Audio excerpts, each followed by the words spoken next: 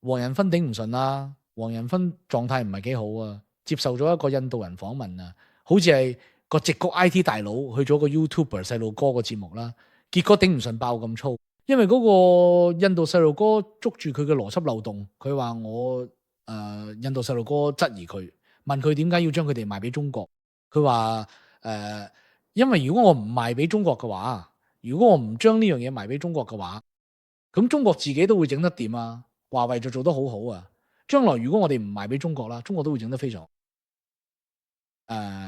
過咗一陣咧，華人分又話我哋遠遠拋離中國，我哋有自己獨特嘅優勢，中國人追唔上我哋嘅，我哋係領先嘅。印度人即刻捉到佢呢個漏洞，話你睇下你呢兩句係矛盾嘅，你話你做得特別好，中國人超唔過你，但另一方面咧，你又話你一定要去中國，如果唔係嘅話，華為或者中國自己嘅芯片公司上市，呢啲中國上市公司遲早都會超過你，你呢兩個講法一定有一個係假嘅。華人兄老王頂唔順啦，尋日真係頂唔順，直接爆咗出嚟，話開始喺度理屈詞窮，我哋講大話，我講嘅全部都係真嘅。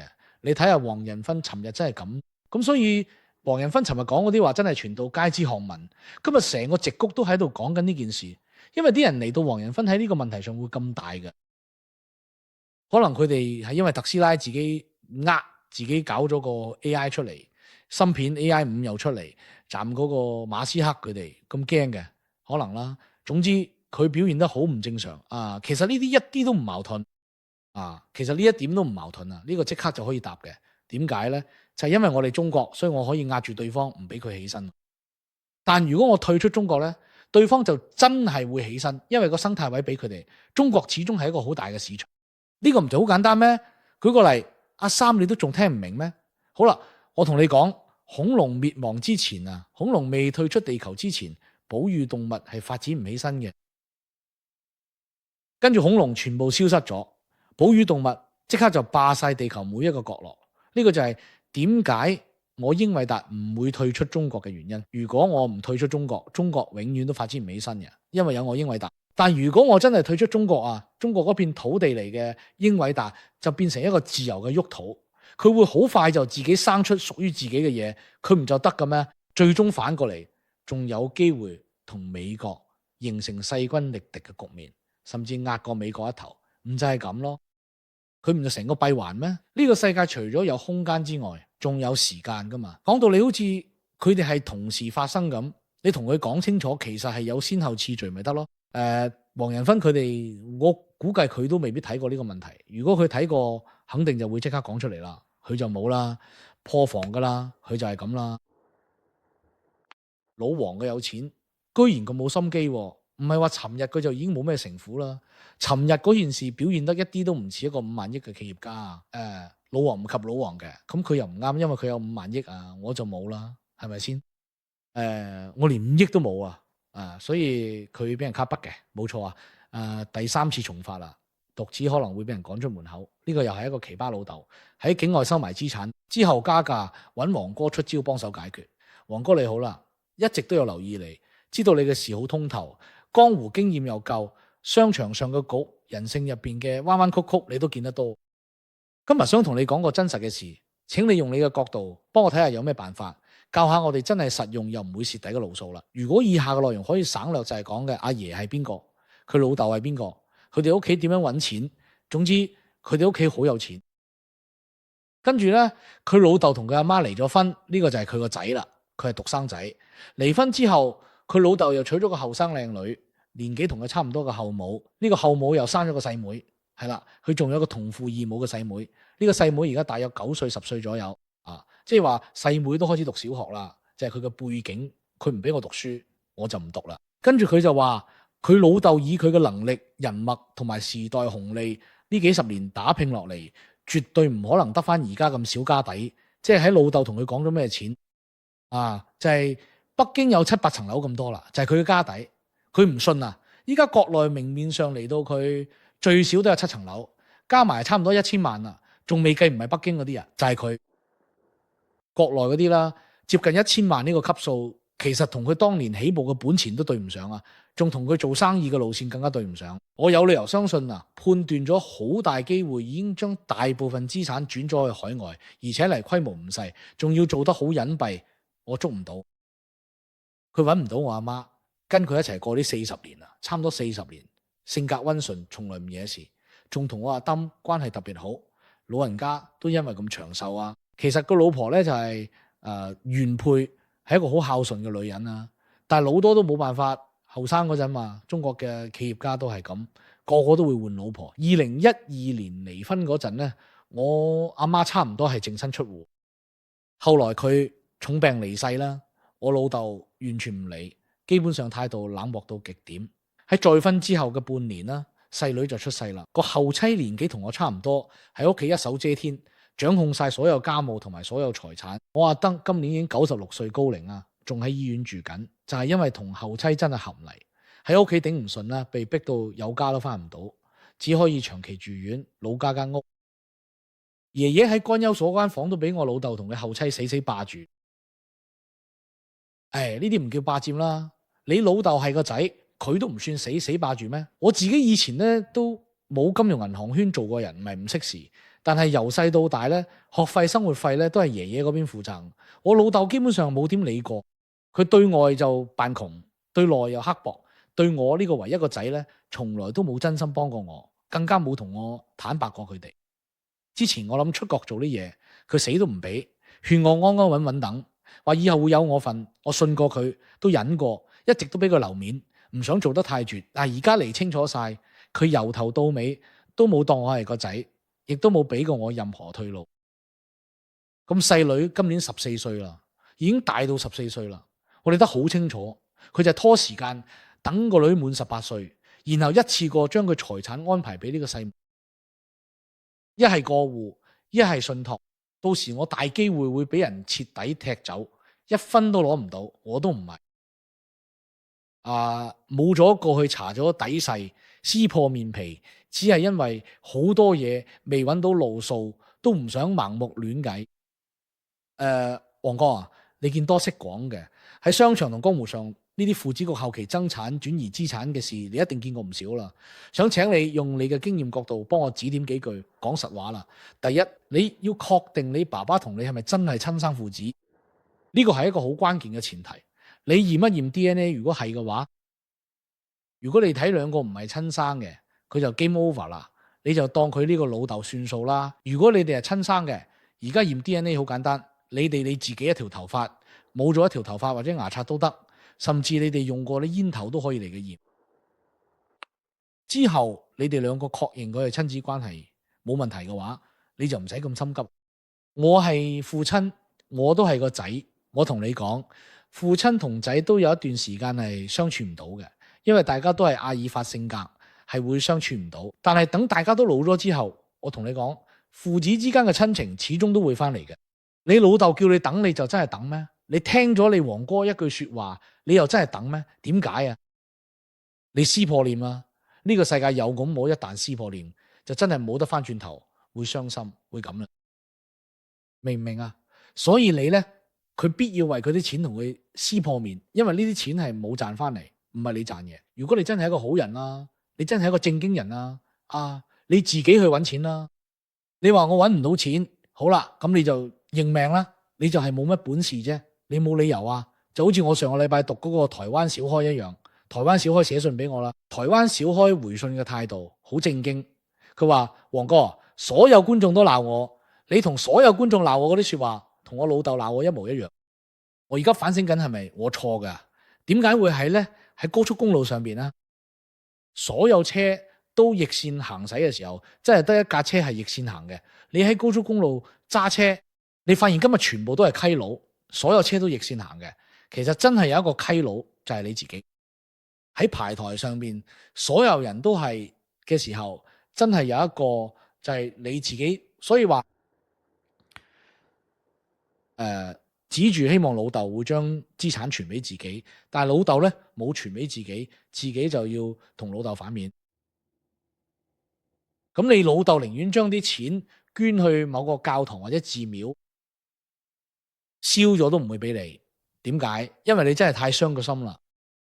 人同人之間嘅信任啊，就好似兩個士兵背靠背咁一齊打仗，係唔可以走嘅。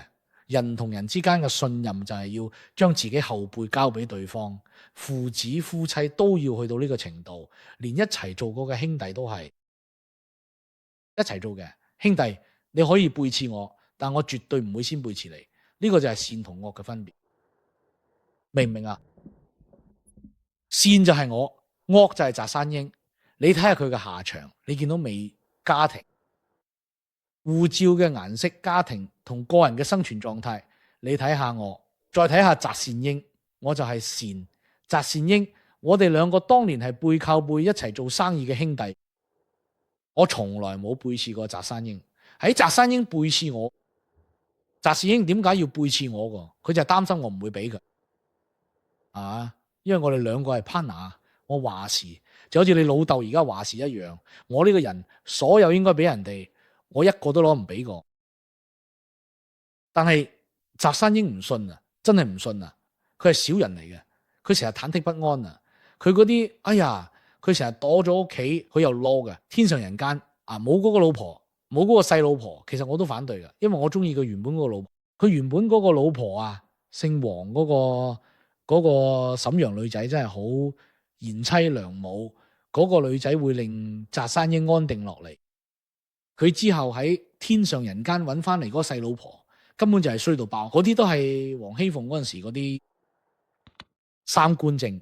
多謝你啊！所以佢就 Kim 祝你發大財，Kim 娘啊就係祝你發大財，祝你性生活愉快，生日快樂啊！咁佢就係咁就每日同老婆兩個喺度搞咁細嘅，甚至派楊晶個細路女嘅敲詐我公司1年嘅人工，話如果唔俾就同我老婆講，我同佢攞個角就係佢，全部都係冇乜嘢嘅細路仔手段搞我。所以講句唔好聽啊，嗰陣時就係梅繼偉嗰陣時，如果有啲嚴重嘅忌諱，肯定佢老母早就去紀委舉報我啦。所以呢啲事係絕對唔可以做嘅，你會傷透人哋嘅心。所以你要明白，你同你老豆之間，你老豆賺翻嚟嘅錢可以俾你，都可以唔俾你，唔俾你都冇問題，俾你係人情。但係如果你都唔講人情，人哋點解要同你講人情啊？人哋辛辛苦苦賺咗咁多年錢，最後俾你呢個白眼狼，等你反過嚟咬翻人哋咩？所以你呢個仔啊，我就覺得，我個人覺得你冇一個正確嘅世界觀，真係你唔識做人，我都唔知你識唔識做嘢，你真係唔識做。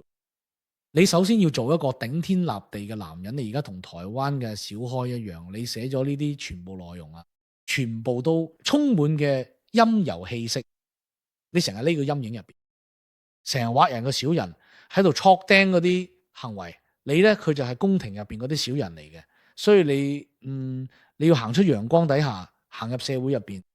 男子漢大丈夫要頂天立地，四海為家，你要夠勇敢咁行出去，離開你阿爸阿媽，離你阿爸遠啲，離你後母遠啲，你要闖出自己嘅一片天，就算搞到成身傷晒，頭破血流都好，最後你阿爸都會救你嘅。唔好咁樣啦，搞到要揾證據，又要撕破臉，咩撕破臉啊？你要舉報佢咩？所以其實都係查底細。你睇下你用啲咩詞查底細撕破臉，只係因為你未摸到門路呢，仲未有辦法亂嘅。我 X， 如果你真係摸到門路呢，你仲想搞你阿爸咩？我 X， 你係咪想送你阿爸入去啊？呢個真係我都替你阿爸唔抵啊！我真係替你阿爸唔抵。你望住我隻眼講，你係咪你阿爸同你阿嫲離婚之後，你阿媽日日攞你面前鬧你阿爸？你阿媽係咪日日喺你面前講你阿爸點點點唔啱啊？如果真係咁，如果我估啱，你就要將呢啲全部刪晒啊！因為你阿媽當時都冇其他人，你阿媽當你係垃圾桶嘅。你阿媽其實你阿媽心入邊，你阿媽嘅人生至少頭20年同你阿爸都係幸福快樂嘅。如果佢哋結婚總共40年嘅話，佢後20年唔使講啦，你阿爸有錢嘅。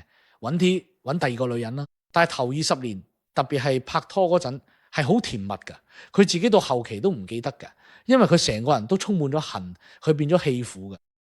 一個女人做咗棄婦之後啊，哎呦我 X 佢就特別扮可憐，佢個仔就會俾佢影響得好深。特別如果個仔仲係未成年男仔，仲要係阿爾法性格嗰種，佢就會生出一種保騎士、保護公主嘅心態去保護媽媽。爸爸就變咗惡龍，其實全部都係假嘅，你都係龍，佢都係龍，唔係話佢阿媽係惡龍，其實係另一個騎士，所以全部都係你阿媽嘅啫，灌輸俾你嘅。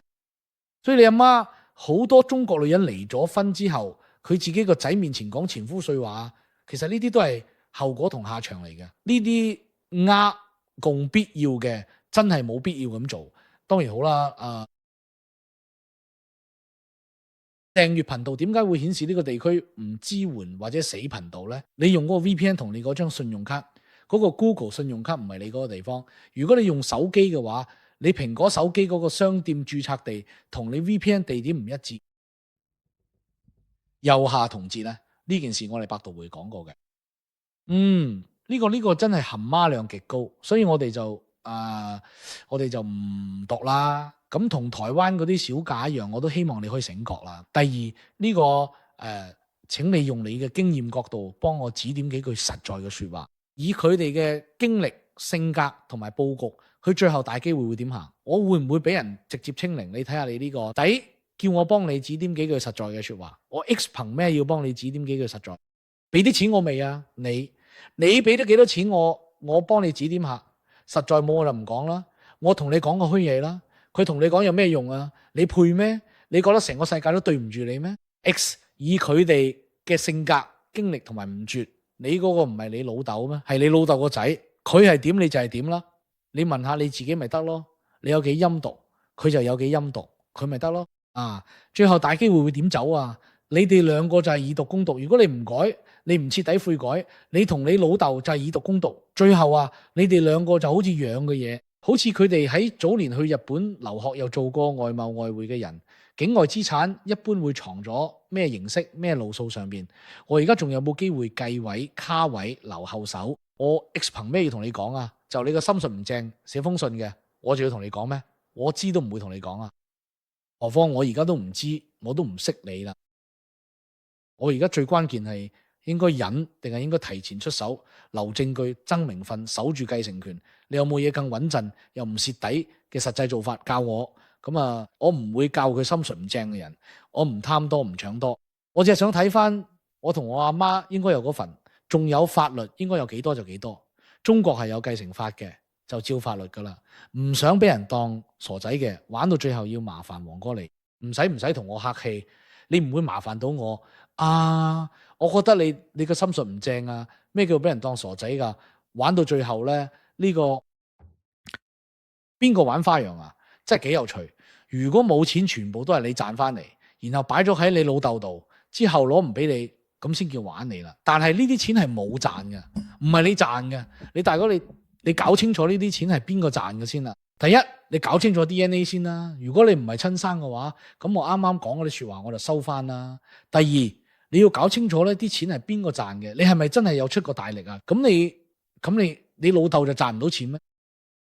有你老豆先至賺到今日咁多錢，係因為佢嘅原因咩？唔係啊，根本就冇參與過，佢掂過，純粹因為佢係你老豆，佢就欠你咩？我哋兩個啲咩好講啦？唔好意思，我而家都係老豆啦，我都代入唔到你對你老豆嘅感情，算啦。